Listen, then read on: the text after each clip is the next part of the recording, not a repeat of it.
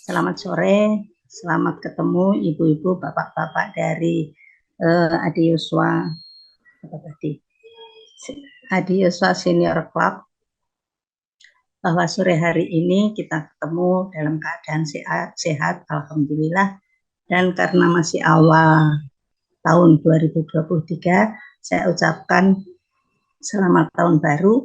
Semoga kita sehat dan bahagia selalu.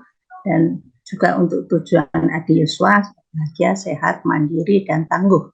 Saya kira itu memang cita-cita atau tujuan dari lansia, ya. Jadi saya juga lansia sama dengan grup bapak-bapak ibu sekalian.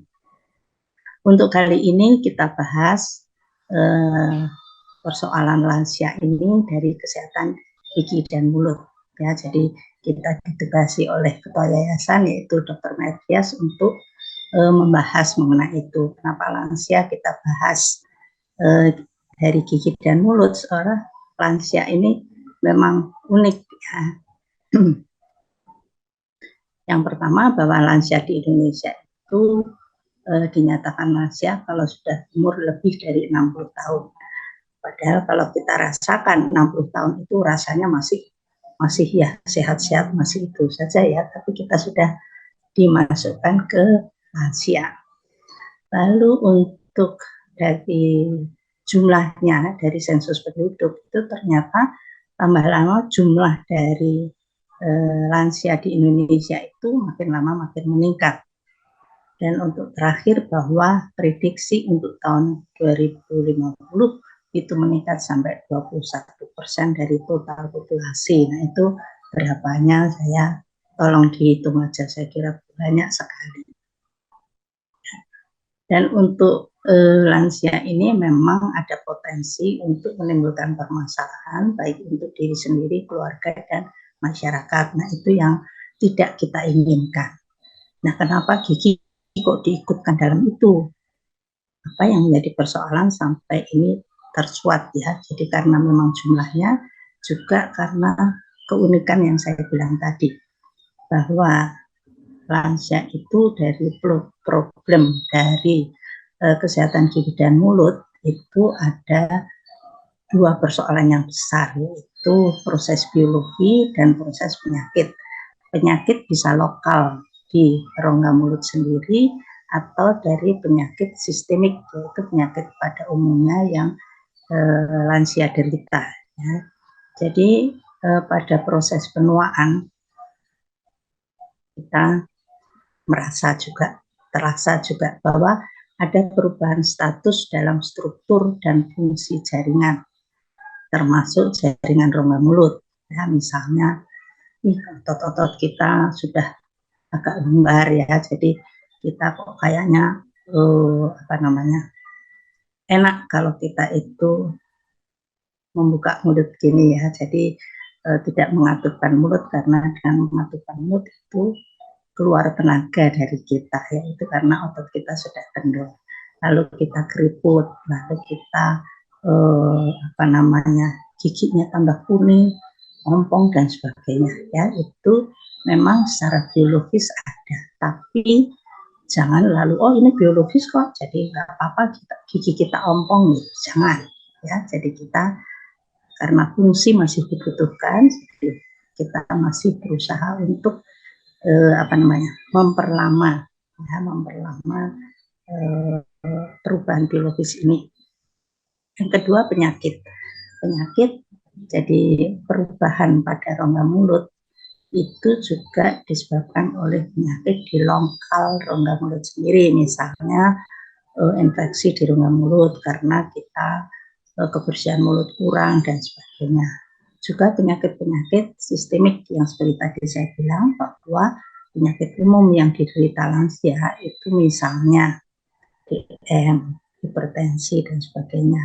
Itu ada penyakit-penyakit yang memang bermanifestasi atau muncul gejalanya itu di rongga mulut. Nah, ada penyakit obat-obatan yang diminum oleh lansia dengan penyakit tertentu, itu bisa menyebabkan perubahan di rongga mulut. Dan misalnya mulut jadi kering dan sebagainya. Tapi sebaliknya juga ada infeksi di rongga mulut yang dapat memperberat infeksi secara sistemik. Nah, itu lain lagi ya. Jadi kita di sini nanti kita bahas hanya perubahan-perubahan di dalam mulut. Mungkin nanti dalam diskusi bisa lebih luas lagi. Perubahan apa di rongga mulut yang dapat berubah pada lansia ini? Yang pertama yaitu yang kita bahas sekarang, yaitu gigi. Tapi gigi sendiri itu tidak bisa dibicarakan sendirian, itu harus dengan jaringan penyangganya. Jaringan penyangga nanti kita jelaskan bahwa itu yang membuat gigi itu menempel pada tulang rahang dan berfungsi pada waktu kita makan, bicara, dan sebagainya. Yang ketiga yaitu selaput lendir. Selaput lendir itu selaput tipis yang meliputi rongga mulut. Nah, itu mungkin akan kita bicarakan mendatang kapan-kapan, bisa ya. Lalu alat pengecap, memang kita sudah ada kemunduran pada alat pengecap, mekanisme syaraf dan otot, kelenjar ludah, tulang rahang, dan sendi rahang. Ya, itu semua perubahan yang dialami oleh lansia dalam rongga mulut. Kali ini kita hanya membicarakan mengenai perubahan pada gigi dan jaringan penyangga.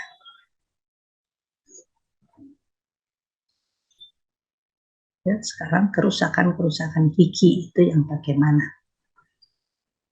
Yang pertama yaitu abrasi. Abrasi itu apa? Yaitu kerusakan gigi karena trauma mekanik. Trauma mekanik itu yang kita buat sebetulnya. Ya, jadi yang pertama yaitu karena menyikat gigi yang terlalu keras. Gigi saya ngilu kok ini dok, tapi nggak ada karies, nggak ada yang lubang katanya gitu. Ya memang nggak terlihat lubang karena warnanya masih sama. Tapi setelah diperiksa bahwa daerah leher gigi yaitu bagian gigi, mahkota gigi yang dekat sekali dengan gusi, itu ada suatu lekuan, jejas di situ. Karena apa? Karena kita terlalu kuat dalam menggosok gigi. Kalau nggak keras itu rasanya itu nggak bersih. Yang kedua karena bulu sikatnya terlalu kasar. Kalau bulunya halus, itu rasanya nggak bersih kok dok, kayaknya kok nggak enak gitu. Ya, jangan. Yang kalah itu gigi kita. Karena apa? Karena gusinya telah tersingkap ke atas dan yang kena itu bagian leher gigi dekat dengan akar. Di situ itu rawan terhadap suatu trauma mekanis karena apa? Karena tidak ada emailnya. Ya, jadi itu sudah bagian akar gigi yang hanya tertutup oleh dentin atau tulang gigi. Jadi tidak ada emailnya. Ya, itu sudah mulai lebih empuk dari yang bagian mahkota yang di atas. Ya, jadi kalau memilih sikat itu jangan terlalu keras, yang medium atau yang soft. Kalau orang tua biasanya sudah yang soft aja. Ya. Lalu juga nyikatnya jangan terlalu keras. Cara menyikat gigi yang salah, ya, jadi menyikat gigi itu ada beberapa cara yang kemuka ke belakang lurus, lalu berputar, lalu ke atas ke bawah, ya. Itu semua kalau dikerjakan hanya satu arah saja, itu akan traumanya itu lebih besar. Jadi harus dimodifikasi antara maju mundur, atas bawah, dan berputar. Nah, kalau dilihat ini kerusakan, ini yang terbanyak itu pada taring pas belokan. Itu karena apa? Karena kita waktu menyikat yang depan, itu waktu kita belok, itu kekuatannya akan lebih. Karena rahang kita kan melengkung, jadi nggak lurus. Kalau lurus aja, kekuatannya sama. Tapi ini waktu mau membelok, waktu mau menyikat yang belakang, itu yang pas belokan itu biasanya tenaganya besar. Jadi di situ yang rusak lebih dahulu. Itu kalau Bapak Ibu lihat, itu kerusakan ini masih sedikit. Ini sudah banyak, ini sampai akarnya juga tersingkap dan sudah ada lekuan yang dalam. Ya biasanya sudah sakit. Lalu terutama pada leher gigi. Ya, leher gigi itu daerah batas antara mahkota gigi dan akar gigi yang biasanya tertutup oleh gusi yang sehat. Keluhannya mulai dari ngilu sampai yang sakit atau yang tidak sakit sama sekali karena kronis ya, berjalannya itu lambat. Tiba-tiba gigi ini sudah mati dan infeksi. Jadi giginya bengkak. Padahal gigi saya itu nggak ada yang kerowok. Tapi kalau dilihat ini sudah terbuka ruang pulpanya. Ya, jadi udah infeksi bisa langsung masuk ke rongga pulpa. Jadi di sini juga secara kasat mata itu gigi terlihat memanjang karena yang terlihat bukan hanya giginya tapi bersama akarnya yang biasanya tertutup gusi. Yang kedua yaitu karena pemakaian, karena kita lansia gigi itu sudah mengabdi ke kita itu sudah lama ya, sudah 60 tahun lebih ya, jadi itu ada keausan terutama di bidang pengunyahan ya, tapi ausnya ini aus karena memang sudah tua. Jadi kalau gigi kita dulu misalnya, kalau Bapak Ibu ingat ya, tapi saya kira nggak ingat karena nggak kita lihat gigi pada waktu muncul itu rupanya kayak apa, nanti setelah dipakai kayak apa. Biasanya kalau gigi anak-anak muncul itu di sini ada kayak bergerigi, tapi kalau sudah dipakai ini akan halus. Lalu gigi yang geraham itu ada tonjolan-tonjolan yang lancip. Kalau itu sudah lansia biasanya itu sudah agak datar, tapi masih ada tonjolannya karena itu berguna untuk pada waktu kita mengunyah, jadi cepat sekali halus. Ya. Dan ini semua tanpa keluhan karena berjalannya kronis. Yang kedua yaitu atrisi. Atrisi itu kerusakan gigi yang cepat, terutama pada bagian pengunyahan. Itu kalau bahasa Indonesia saya tidak tahu ya, tapi kalau bahasa latinnya itu bruxism atau kerot dalam bahasa Jawa, yaitu pada waktu malam hari itu dengan tidak terasa itu penderitanya itu kayak mengerat itu loh, menggosokkan antara gigi atas dan gigi bawah sehingga berbunyi kretek gitu. Dan itu biasanya karena sesuatu ada pikiran dan sebagainya. Jadi ini yang aus itu daerah pengunyahan dari belakang sampai ke depan. Itu biasanya ngilu sekali. Ngilu sampai sakit dan sebagainya, dan gigi terlihat memendek. Kalau zaman dulu seperti ini itu untuk merapikan gigi, tapi ini karena kerusakan karena suatu kebiasaan. Untuk perawatannya memang agak susah ya, jadi ini juga menyangkut segi psikologi. Ya, ini harus ke Bu Dahlia ini. Untuk kenapa kok sampai malam itu bisa menggeretakkan giginya, itu mesti ada suatu persoalan. Yang selanjutnya yaitu karies. Karies ini yang banyak kita temukan, yaitu gigi berlubang karena kerusakan dari jaringan keras gigi sampai ke pulpa. Penyebabnya yaitu bakteri. Ya. Jadi ini karena apa? Karena kebersihan rongga mulut kita yang kurang.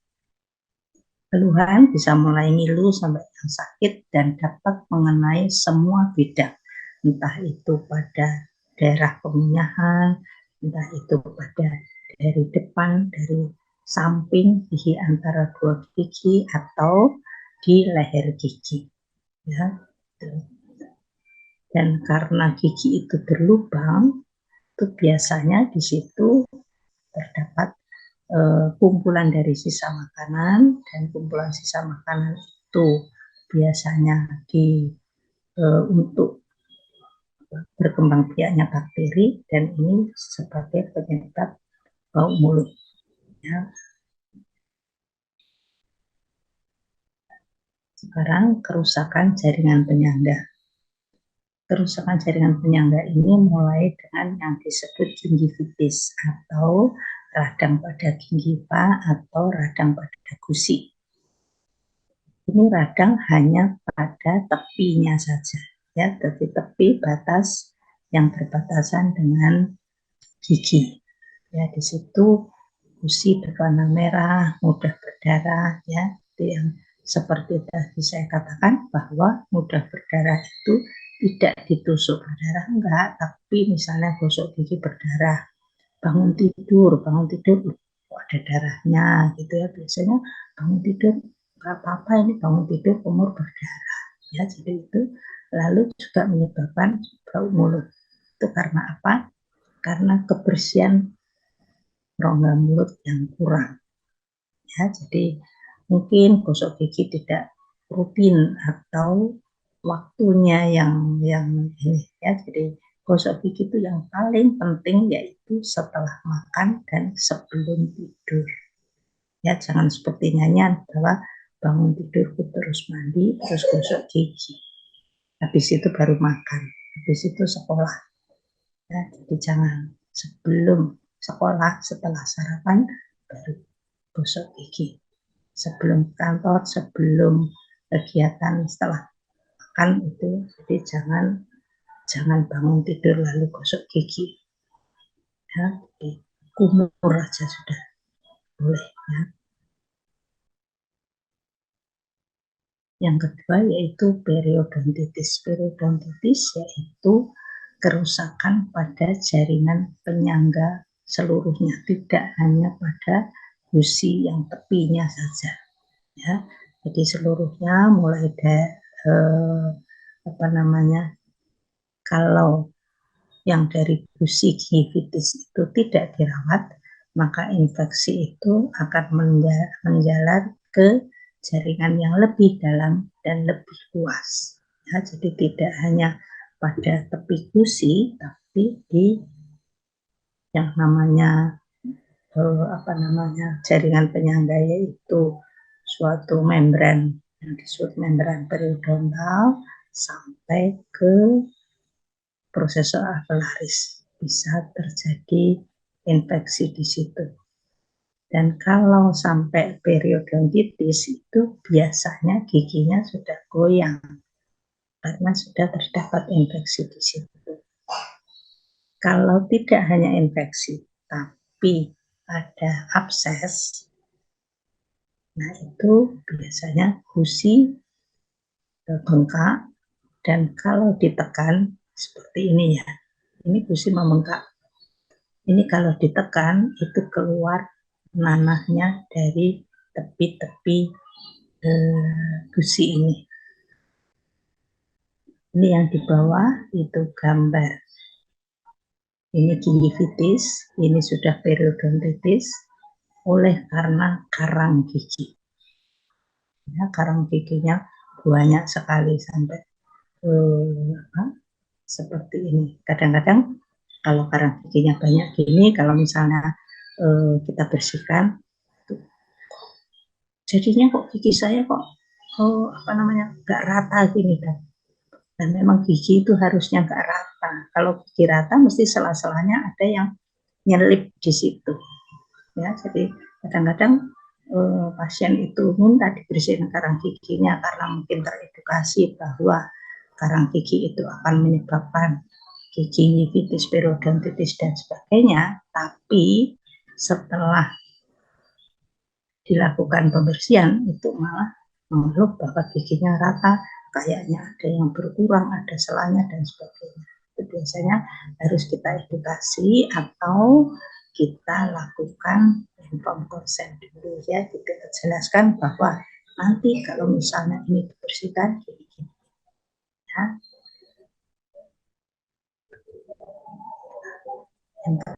Yang selanjutnya yaitu resesi gingiva. Resesi gingiva ini khusus biasanya pada lansia. Nah, lansia sehat ya, bukan tapi kadang-kadang kecepatan untuk resesi ini ditumpangi oleh penyakit-penyakit yang lain. Dan terjadi penyusutan tulang rahang. Nah, karena kalau kita tua, penyusutan. Bapak Ibu terasa enggak? Dulu kalau kita makan ayam, enggak apa-apa. Tapi kalau sekarang makan ayam, makan daging itu sudah malas ya. Karena apa? Karena banyak sisa-sisa makanan yang menyelip antara dua gigi. Jadi harus kita lakukan pembersihan yang khusus juga ya.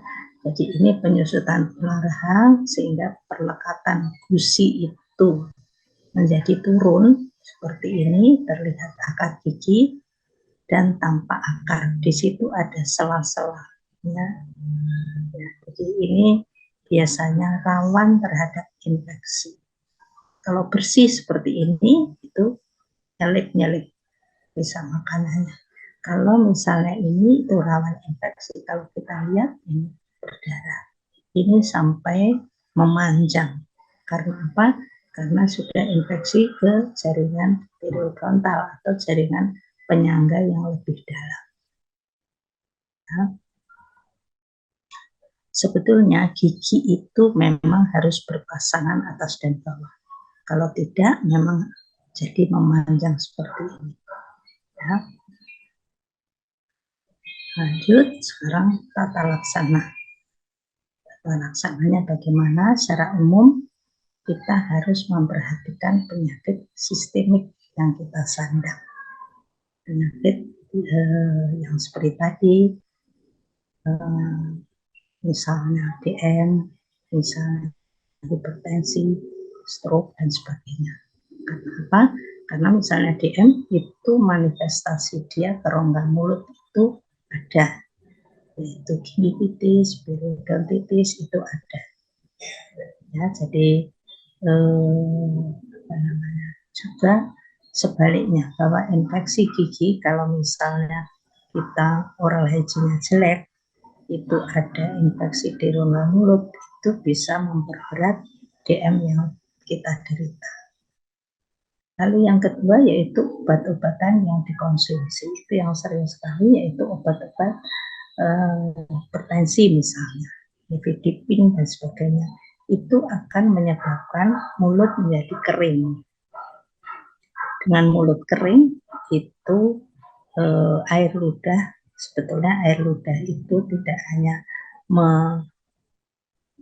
melumasi untuk rongga mulut, tapi juga untuk pembersihan lokal, yaitu self cleansing, membersihkan secara mandiri sendiri ya. Jadi kalau produksinya kurang, itu sisa makanan yang halus itu tidak akan bersih, sempat dibersihkan. Jadi dia akan menyebabkan sesuatu, entah itu gingivitis, entah itu akan menjadi karies dan sebagainya. Karena apa? Karena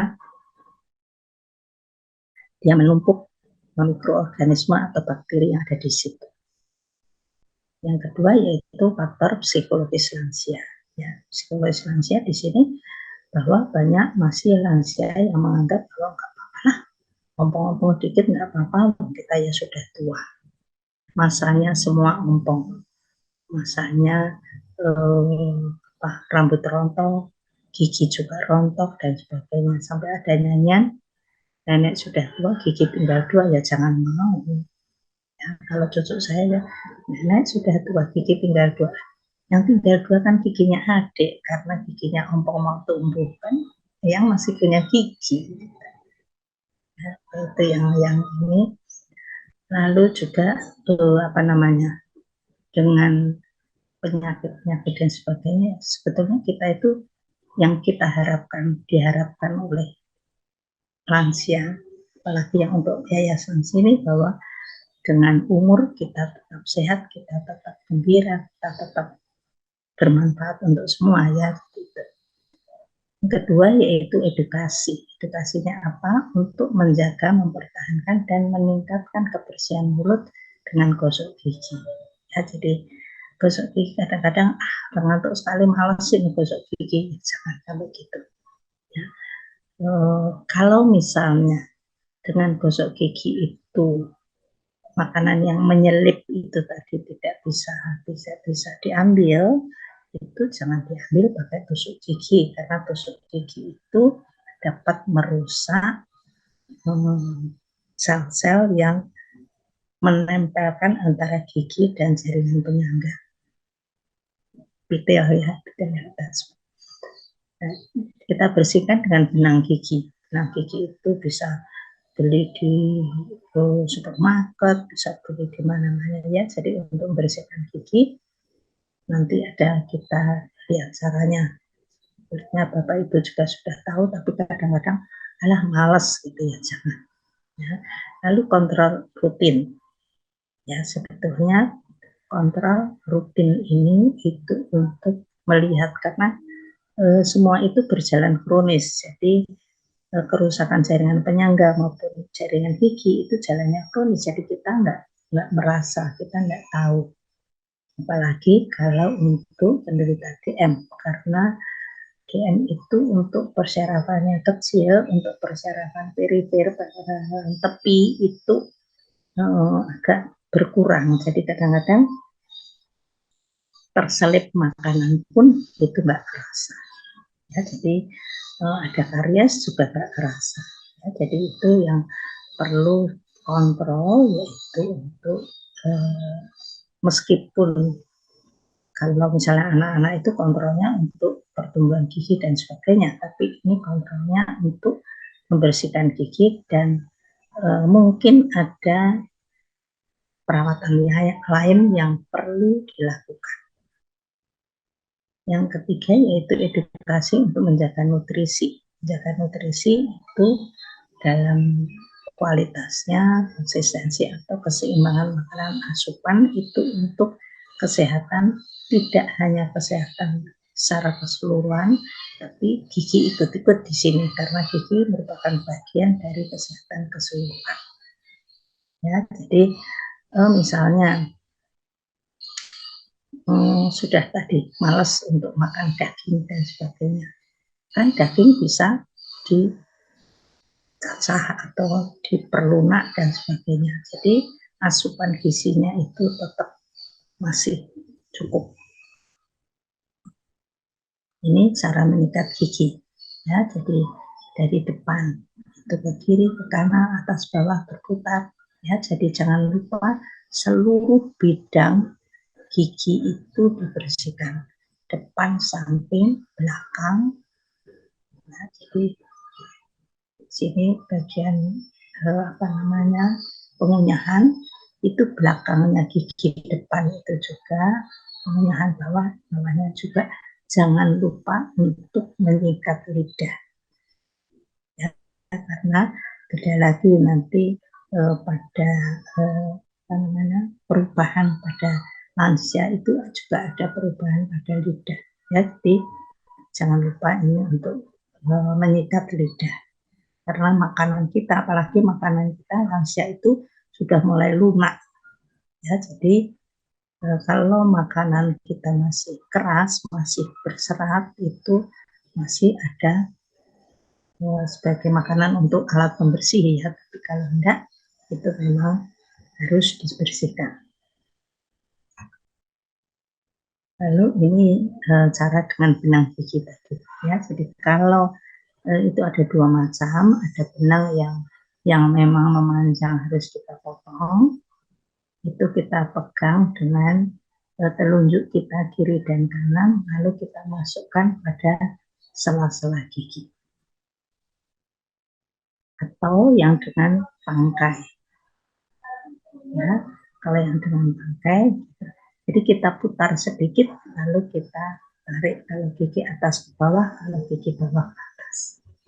Sama yang dengan ini. Tapi terus terang saya kalau pakai yang pegangan itu saya kok nggak bisa. Ya, jadi saya bisanya itu pakai yang biasa di apa, taliin dua jari gitu baru kita masukkan. Itu sampai gigi belakang pun bisa. Ya, dia harus latihan. Lalu untuk tata laksana khusus itu apa?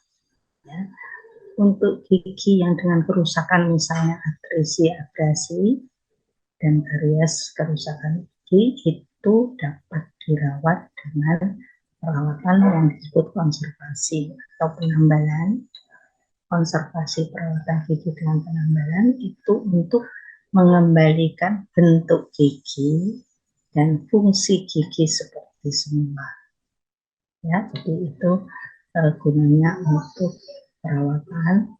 Kalau yang atrisi yang saya bilang tadi agak susah itu tidak bisa kita lakukan hanya dengan penambahan sesuai dulunya terkikis depan itu, kita tambah saja seperti anatomi yang normal itu nggak bisa karena malam sudah hilang lagi.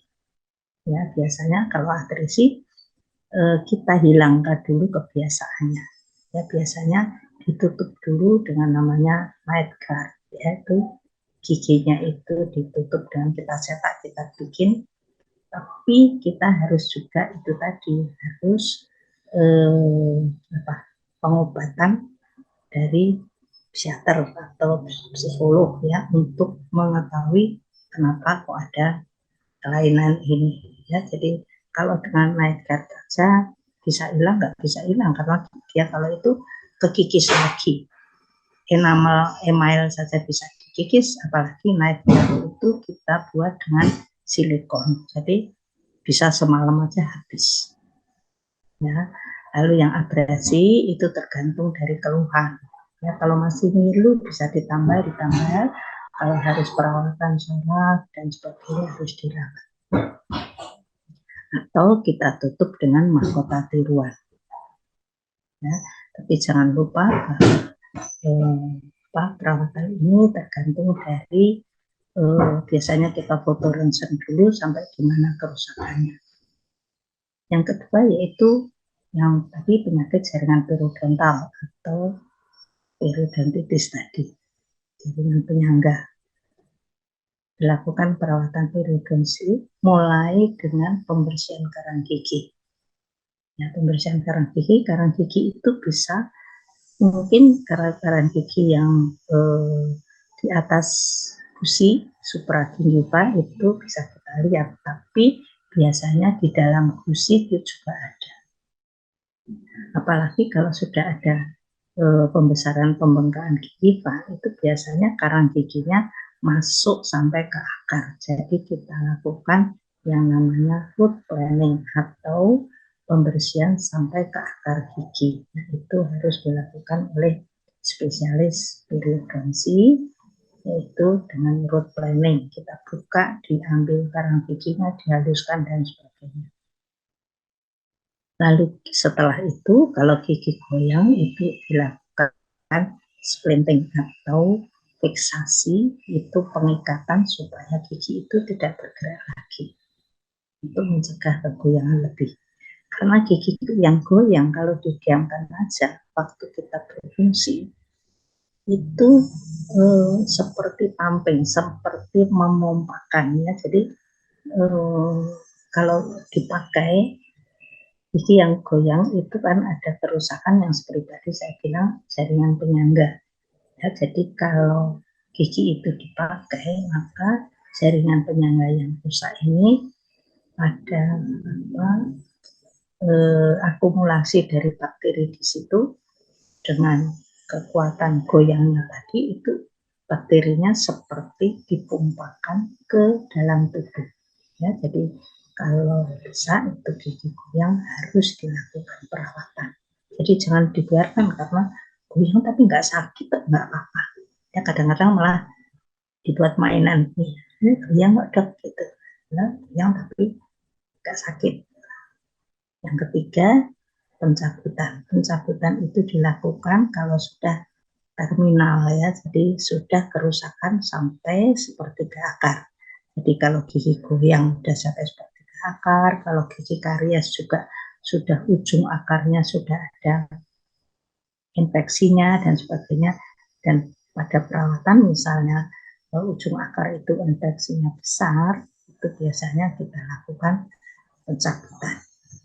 Tapi kalau gigi itu dicabut harus dilakukan terapi selanjutnya, yaitu dengan pemasangan gigi palsu. Gunanya untuk apa? Selain untuk fungsinya, juga untuk kesehatan selanjutnya. Karena apa? Gigi itu perlu kontak dengan sebelah-sebelahnya, juga kontak dengan gigi atasnya. Kalau misalnya gigi kita, gigi 3 gini ya, gigi yang satu itu dicabut, lalu gigi yang 2 yang sebelahnya yang ompong itu biasanya akan cari kontak, jadi akan miring ke arah daerah yang kosong itu. Dan gigi atas akan turun ke bawah, atau gigi bawah yang atas kosong dia akan naik ke atas. Jadi gigi itu cari kontak pada waktu pengulihan itu untuk menyalurkan tenaga mekanik yang diterima oleh gigi-gigi pada waktu mastikasi, pada waktu pengulihan. Lanjut, ini gambaran kondisi gigi sebelum dan sesudah pembersihan karang gigi. Ya, jadi karang gigi dibersihkan. Ini karang giginya yang di luar sudah diambil, tapi yang di dalam belum. Ya, jadi dibersihkan. Lalu biasanya kita lakukan polishing. Ya, jadi gigi itu dipoles, dibersihkan sehingga menjadi bersih kembali. Ya. Lanjut, sekarang manfaat untuk tata laksana dari kelainan-kelainan yang di atas, itu manfaatnya apa saja.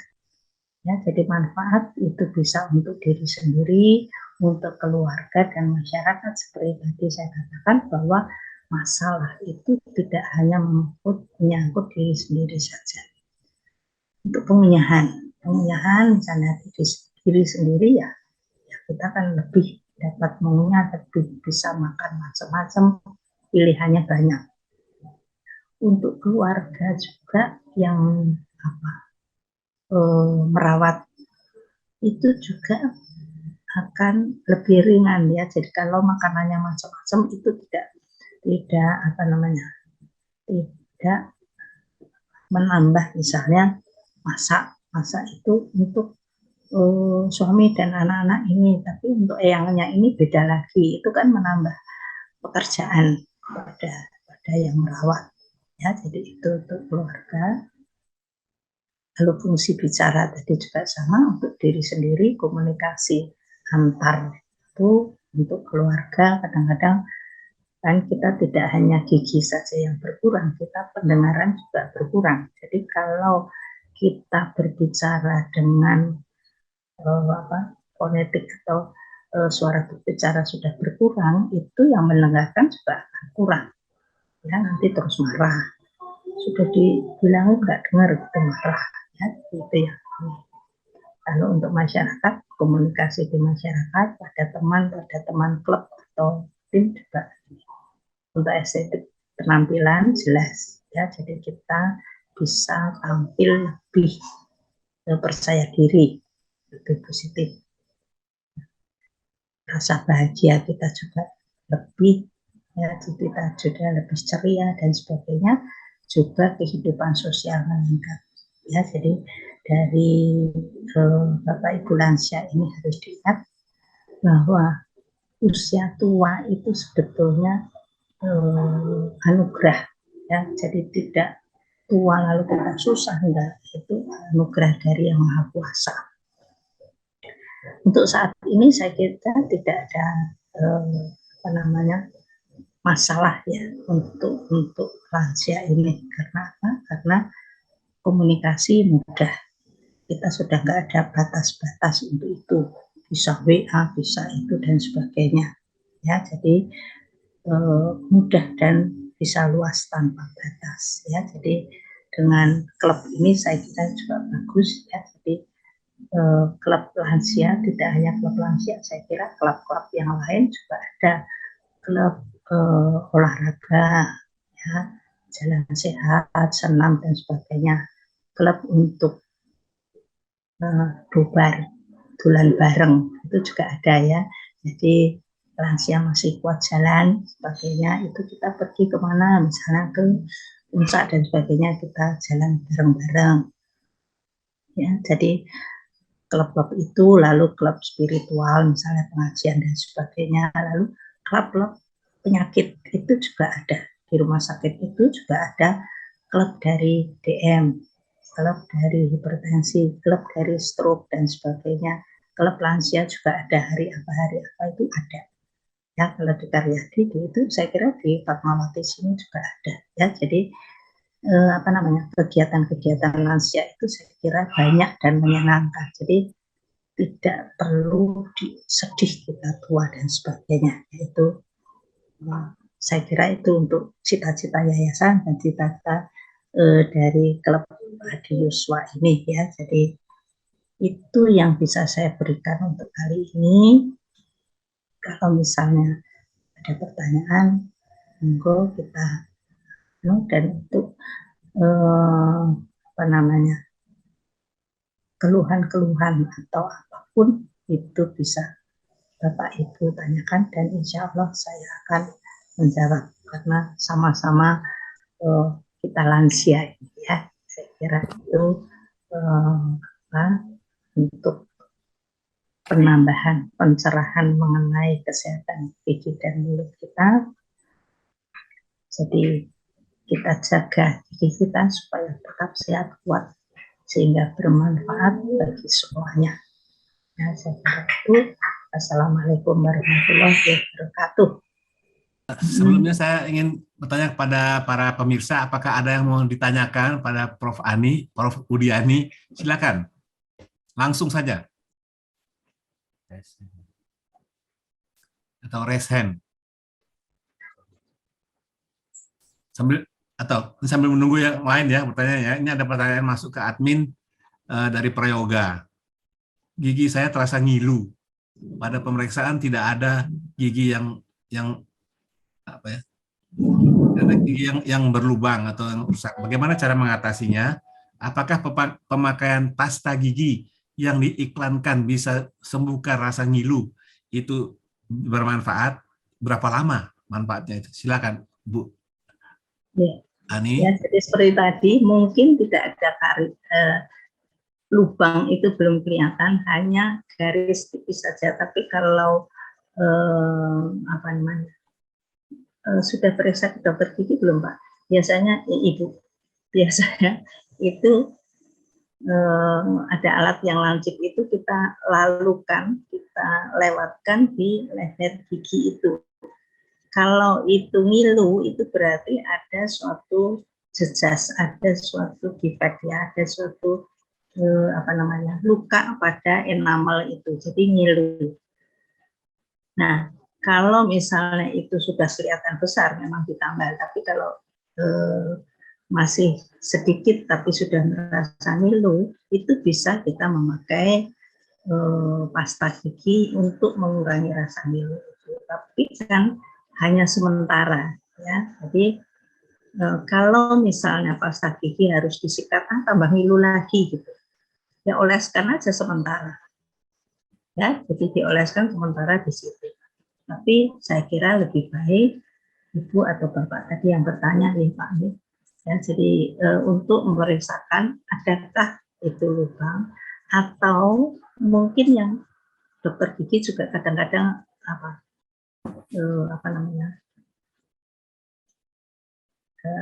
masih agak ini kalau misalnya ngilu kadang-kadang tuh sampai sakit sekali. Ternyata gigi itu retak, tapi kita belum lihat kasat mata. Ya, jadi kadang-kadang gitu. Jadi orang itu makan kadang-kadang tempe kan ada batunya itu ya, gitu. Nah, itu pada orang tua kadang-kadang karena giginya rapuh, itu gigi itu akan pecah. Nah, pecahnya itu sakit, diperiksa nggak apa-apa. Di foto juga nggak kelihatan karena foto itu dari depan. Kalau misalnya gigi belakang retak ke depan ke belakang, kita foto dari sini kan nggak kelihatan. Jadi foto seperti bentuk gigi bagus, nggak apa-apa giginya, nggak apa-apa. Ternyata sebulan kemudian baru kelihatan ini pecah. Ya, jadi itu yang mungkin kalau misalnya tidak ada gigi lubang dan sebagainya, tapi terasa ngilu, monggo saya kira harus memeriksakan ke dokter gigi dulu, soalnya kita nggak bisa lihat. Oke, ya, Ya. baik. Saya kira itu penting sekali, emang karena iklan-iklan pasta gigi yang sensitif, mengatasi gigi sensitif dan sebagainya, ngilu itu kan banyak begitu. Jadi banyak, tapi untuk sementara saja itu, Pak. Ya, sifatnya sementara ya. Ya. Oke, ini yang kedua nih ada pertanyaan, tapi ini agak keluar dari gigi nih, tapi masih urusannya Bu Uliani juga. Di mulut dapat timbul sariawan yang perih kalau tergigit.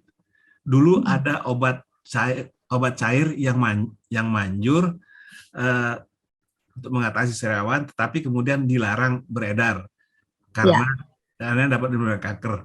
Jadi apalagi obat pengganti yang bisa secara lokal dioleskan pada sariawan itu yang manjur. Nah, itu pertanyaannya, Bu, silakan. Ya, kalau dulu itu mungkin yang dilarang itu Albutil ya. Yang merek dagangnya Albutil. Itu memang menyebabkan jaringan yang sariawan itu nekrotik, terus diganti jaringan baru. Tapi kan orang-orang itu ada yang memang cepat sembuh dengan itu, tapi ada yang terus malah yang nekrotik itu kerusakan atau kematian dari sel-sel di situ ya. Jadi dengan diobati itu sel-sel yang radang itu akan kering, tapi mulut kan memang tidak bisa kering, tidak seperti di kulit ya, karena ada ludahnya. Nah itu kalau ada yang orang, apalagi kalau ini masih muda ya, itu dengan jaringan yang mati itu hilang, cepat diganti oleh jaringan baru. Ya, tapi banyak yang jaringan mati itu tambah banyak, jadi tambah lebar, itunya nggak sembuh-sembuh. Ya. Jadi untuk lokal biasanya kita memberikan itu untuk anti radang, untuk anti, kalau itu sariawan yang kegigit memang hanya anti radang aja ya. Jadi diberi obat kumur aja untuk itu, atau diberi yang mengandung semacam prednison itu loh, prednisolon ya. Jadi itu. Atau kalau misalnya sariawannya itu tidak hanya satu tapi banyak, kita biasanya kan ada yang sariawan satu karena gigit, ada yang kita memang alergi sesuatu banyak sariawannya ya. Jadi tidak hanya obat lokal saja yang mengandung prednison itu ya, kortikosteroid, tapi dengan obat yang diminum itu bisa juga. Tapi kalau memang kegigit sendiri ya, nah itu yang kadang-kadang kita makan dengan melamun gitu ya, jadi sariawan itu ya sebaiknya pakai ini, pakai yang mengandung kortikosteroid. Salep itu ada, tapi untuk oral ya, jadi untuk bukan untuk di kulit ya, untuk di oral, diolesi gitu biasanya cepat hilang. Oke, baik. Ini ada pertanyaan lagi nih. Ini mungkin dari. Boleh saya nanya, maaf. Assalamualaikum. Mangga. Saya Bu Nuril. Gigi saya yang di depan ini, apa namanya itu, goyang. Atau ada itu berdarah terus, itu gimana caranya? Udah bolak-balik ke ini, saya ditambelnya tapi itu lagi copot, tampil copot, tapi berdarah terus, itu aja nanya. Gimana ngatasinya, Bu? Makasih. Ya, jadi berdarah itu kan dari jaringan penyangganya ya Bu ya. Jadi mungkin sekarang itu sudah ada spesialisasinya sendiri-sendiri Bu. Kalau misalnya nambal itu yang dekat dengan jaringan penyangga, itu biasanya dengan sering berdarah, itu ibu datang aja ke spesialis yang periodonsi, jadi SP perio gitu. Itu di UI juga bisa di poliklinik Salemba. Di UI ya Bu ya. Oh ya. UI ini rumah sakit Salemba. UI yang di Salemba. Kalau yang di ini Depok nggak bisa?